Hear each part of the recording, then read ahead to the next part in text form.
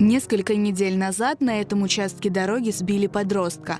13-летний Алина Феев переходил дорогу по нерегулируемому пешеходному переходу. После случившегося жители микрорайонов Каменка и Белая обратились к властям с требованием решить проблему с пешеходными переходами в этом районе. На днях здесь установили светофор с кнопкой для пешеходов.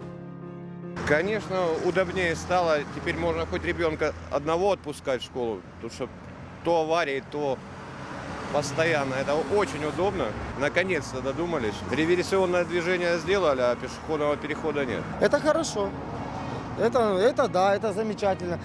Я подошел, нажал на кнопочку и перешел дорогу. Все замечательно, все отлично. Так и должно быть. Аварии происходили только из-за того, что люди несуразно относятся к правилам дорожного движения. Меня вот самой недавно чуть машина не сбила. Хотя пешеходная дорога, да, видят, что нужно немножко притормаживать, но они абсолютно не останавливаются, едут. На моих глазах мальчика сбили. Но если бы этого не произошло, оно бы, наверное, еще и не установилось.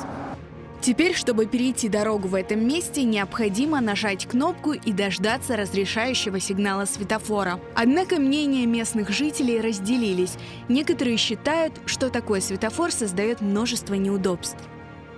Страшно неудобно. Попадал на случай, когда он моргает, вот эти желтых я еще не видел, а машины едут, не останавливаются. Стало еще хуже, потому что люди не видят, многие не знают, что надо нажать кнопку.